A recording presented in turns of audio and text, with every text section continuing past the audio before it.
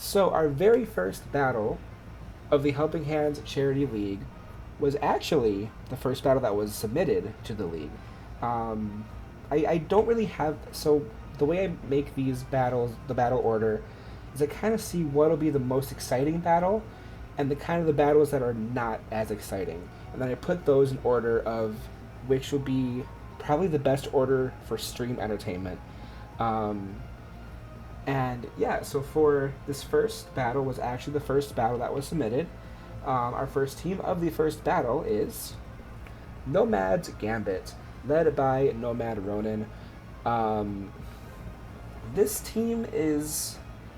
So I'm going to go over the potential of each team because, you know, we don't really know the potential of these teams yet. We haven't seen any battles, so I'm just going to go over my take of what the Pokemon can potentially do. So we see the OU picks of this team being Blaziken and King Gambit. We see the UU picks being Lucario and Chestnut. The RU picks being Alolan Sandslash, Paldean Tauros, Blaze Breed. I know I couldn't fit that whole entire thing, so I just did Tauros Blaze. I hope y'all understand what that means. And the Samurott. The NU picks are the Braviary, Cacturn, and Kingler. And the PU picks being Lycanroc Midnight, Golem, Honchkrow, and Frogadier.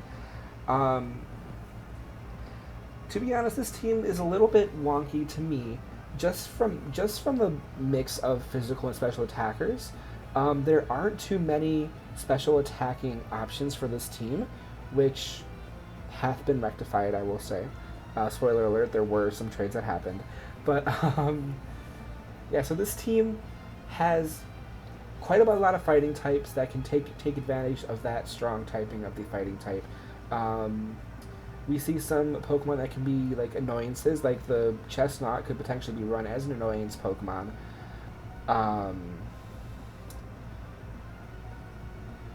The Golem, sorry, my brain blanked for a second. The Golem can be a potential trap setter. Frogadier is a Pokemon that I was kind of interested when I saw the pick from, but after doing a little bit of research about Frogadier, I kind of realized how good that Pokemon can actually be with the Protean ability.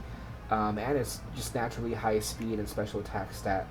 Blaziken is a Pokemon that I am personally a fan of. I ran this in my last draft league, and Blaziken was my carry. So we will see how this team will run the Blaziken this time around, coming into this season. I do kind of feel bad because I don't have enough. I haven't learned enough about the newest Paldean Pokemon yet, like the Blaze Breed Paldean Tauros and the King Gambit. I kind of don't know what their potentials could be. So I am excited to see what this team has to offer in these next 15 weeks of battles. And Nomad's Gambit opponent for this week is the Pallet Town Penguins, led by Beast Penguin, playing for the St. Jude's Children's Hospital. Immediately this team is honestly kind of scary, with the first OU pick being a Cinderace. Cinderace having one of the highest records in the PCL last year, not last week. So Cinderace having the really strong potential with the Libero ability and just a really naturally high speed and attack stat. We also see Hydreigon, the Dark Dragon type Pokemon, who is another really strong Pokemon, just, pretty weak in comparison because, you have a quad weakness to fairy types. The OU picks are Gengar and Swampert. The RU picks Gardevoir, Swellos, and Heracross. The NU picks Duraludon, Heliolisk, and Muck. And the PU picks of Lapras, Archeops, Slaking, and Gourgeist. The Gourgeist was actually originally supposed to be Scovillain, but it was traded out before Week 1 battles, like literally after the draft happened. They traded the excuse me. They traded the Scovillain for the Gourgeist, thinking it would be a better fit for this team. Some Pokemon that stand out to me, like I said, the Cinderace really stands out. The Gengar as well stands out to me, being just really fast, really high special attacker. However, without Dynamaxing or Gigantamax, And without Mega Evolution, the Gengar could potentially be put in a situation where it could not survive. So I love having, I love not having the gimmicks in this league. It's just straight up technical Pokemon battles, and I love that. Um, Another Pokemon that stands out to me is the Swellow, surprisingly. We saw some really good work from the Swellow last year from the Virtuous Volcaronas, who should be here, I think, was here. But yeah, I'm really excited to see the potential of this team as well. Seeing a really strong core and really good standout mons as well. Oh no, I was just saying how you ran the Swellow last in the PCL, and it was scary. So we'll see what the Swellow has to offer this time around. Let's hop into the battle. Let's see the starting lineups for each team. Why don't we? We see Nomad's Gambit on the left and the Pallet Penguins on the right. Also, I love my background of Showdown. It looks good. Anyway, so we see the starting lineup of the Nomad's Gambit. Why? There's my mouse. We see the King Gambit, the namesake Pokemon of this team. We see the Chestnut, the Alolan Sandslash, Paldean Tauros, Kingler, and Honchkrow in the starting lineup. A lot of physical attackers I'm seeing. This is kind of one thing I was worried about looking at the drafted team is the amount of physical attackers. And we see, again, just a full team of physical attackers right now. Which, of course, isn't a bad thing. It's just, it could get a little iffy. But this is a really strong-looking team with the Honchkrow having the Moxie potential and even the Super Luck potential. Really strong Pokemon there. And again, I don't know much about the King Gambit because I haven't had the chance to play him or play against him, but I do know that he gets the ability Supreme Overlord. I'm pretty sure that's what it's called, which gives a 10% boost to your attacks for each fallen Pokemon. So King Gambit could potentially be a good late game sweeper. I know nothing about Paldean Tauros though. But we see the Pallet Penguins rocking with the Gardevoir, the Gengar, the Swampert, the Swellow, the Cinderace, and the Heracross.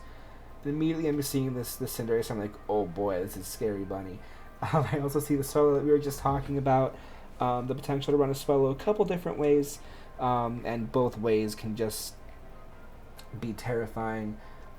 We see the Swampert, a really good typing, only weak to Grass type, but we do see that Grass type counter here with the Chestnut, so we'll see how that plays out. Why am I coughing? Give me a second. I forgot how taxing just constant talking is. I was like, yeah, I do stream. But when I stream, it's not constant talking. It's,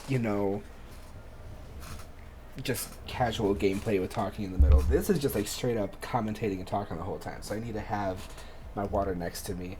But I'm excited to see this battle, how this battle ends up against Nomad's Gambit and the Pallet Town Penguins. That's where co-host helps. Yes, I know. And like I said, I didn't have enough time to plan out a co-host for this week, with just everything I had going on this week. But we will have one for next week, I promise. But let's get this battle started.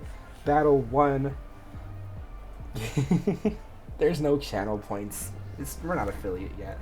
Let's get this battle started. I will now not be reading chat while I commentate this battle. Make sure it's on slow dark mode, music off, good, and let's begin. The Nomad's Gambit leads with the King Gambit, which is a quite interesting lead, and the Frog Penguin from the Pallet Penguins.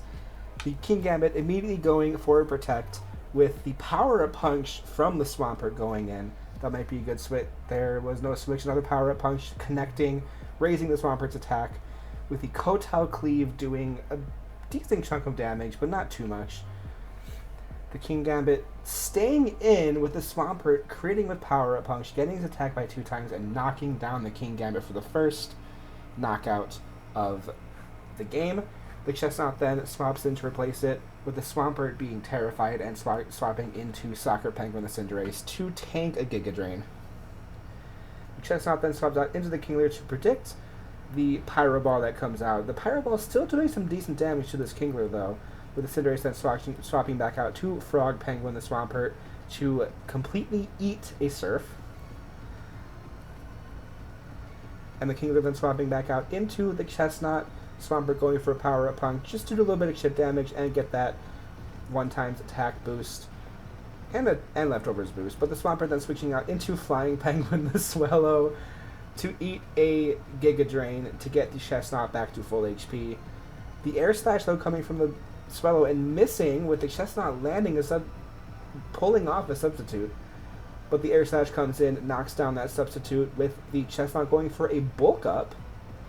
Interesting play against the special attacking Air Slash that will then one-shot the Chestnut. Then the Pallet Tauros coming in, the Scrappy, though, preventing him from getting a stat lower with the Air Slash doing 64%. And the Flame Charge coming in to knocked Flying Penguin to 25%. And of course boosting the speed. But he then swaps right back out, with the Air Slash then connecting to the Kingler to take it down to about a quarter of its HP, with the Protect then coming in to protect it from another Air Slash. He then swaps back out right into the Honchkrow, the Honchkrow coming out, taking half the damage to an Air Slash, and then falling right after to an Air Slash.